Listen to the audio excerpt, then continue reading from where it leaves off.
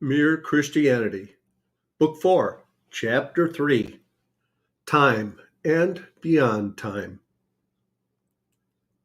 It is a very silly idea that in reading a book you must never skip.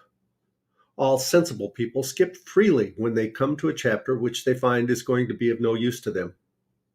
In this chapter, I'm going to talk about something which may be helpful to some readers, but which may seem to others merely an unnecessary complication. If you are one of the second sort of readers, then I advise you not to bother about this chapter at all, but to turn on to the next. In the last chapter, I had to touch on the subject of prayer, and while that is still fresh in your mind and my own, I should like to deal with a difficulty that some people find about the whole idea of prayer.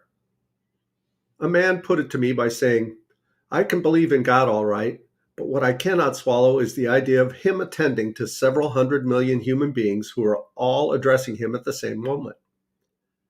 And I have found that quite a lot of people feel this. Now, the first thing to notice is that the whole sting of it comes in the words of "at the same moment." Most of us can imagine God attending to any number of applications if only they came one by one and he had an endless time to do it in. So, what is really at the back of this difficulty is the idea of God having to fit too many things into one moment of time. Well, that is, of course, what happens to us.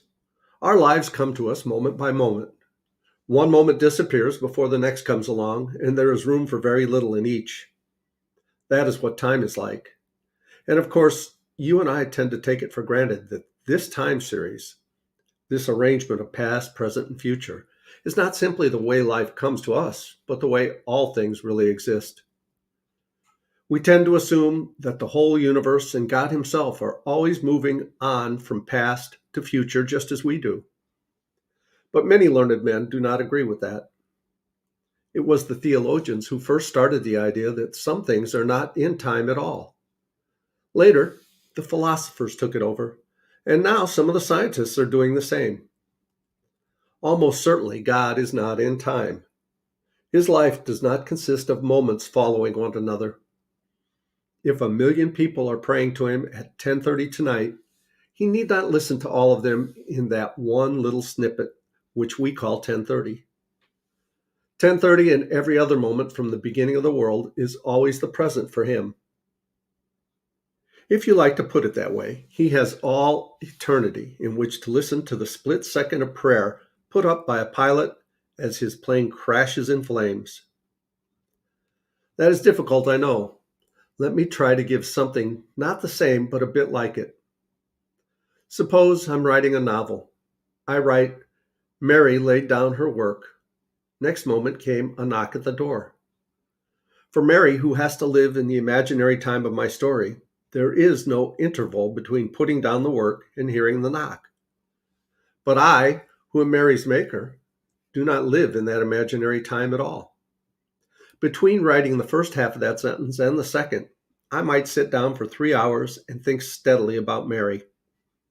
I could think about Mary as if she were the only character in the book, and for as long as I pleased, and the hours I spent in doing so would not appear in Mary's time, the time inside the story, at all. This is a perfect illustration, but it may give just a glimpse of what I believe to be the truth. God is not hurried along by the time stream of this universe any more than an author is hurried along in the imaginary time of his own novel. He has infinite attention to spare for each one of us. He does not have to deal with us in the mass. You are as much alone with him as if you were the only being he had ever created. When Christ died, he died for you individually just as much as if you had been the only one in the world. The way in which my illustration breaks down is this. In it, the author gets out of one time series, that of the novel, only by going into another time series, the real one. But God, I believe, does not live in a time series at all. His life is not dribbled out moment by moment like ours. With him, it is, so to speak, still 1920 and already 1960. For his life is himself. If you picture time as a straight line along which we have to travel, then you must picture God as the whole page on which the line is drawn. We've come to the parts of the line one by one. We have to leave A behind before we get to B, and cannot reach C until we leave B behind. God from above or outside or all around contains the whole line and sees it all.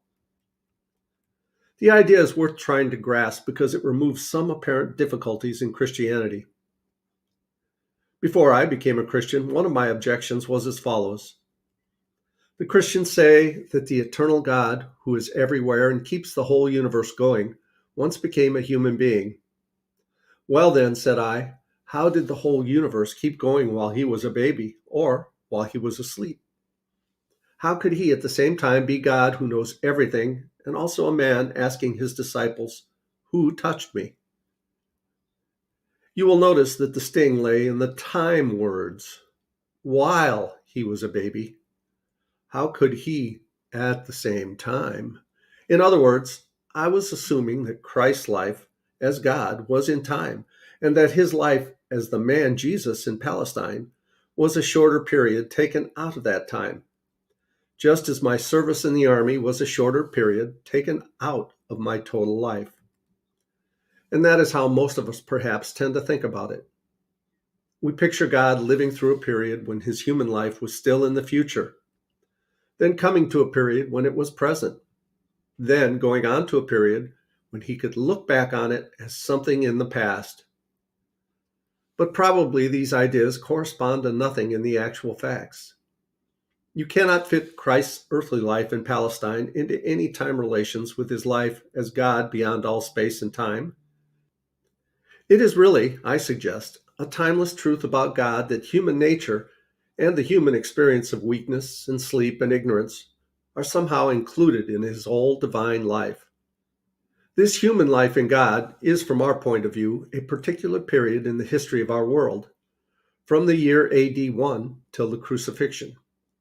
We therefore imagine it is also a period in the history of God's own existence. But God has no history. He is too completely and utterly real to have one. For of course, to have a history means losing part of your reality, because it has already slipped away into the past, and not yet having another part, because it is still in the future. In fact, having nothing but the tiny little present which has gone before you can speak about it. God forbid we should think God was like that. Even we may hope not to be always rationed in that way. Another difficulty we get if we believe God to be in time is this. Everyone who believes in God at all believes that he knows what you and I are going to do tomorrow.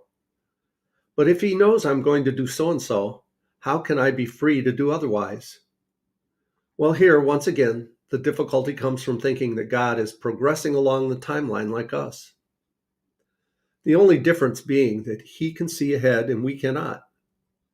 Well, if that were true, if God foresaw our acts, it would be very hard to understand how we could be free not to do them. But suppose God is outside and above the timeline. In that case, what we call tomorrow is visible to him in just the same way as what we call today. All the days are now for him. He does not remember you doing things yesterday. He simply sees you doing them, because though you have lost yesterday, he has not. He does not foresee you doing things tomorrow.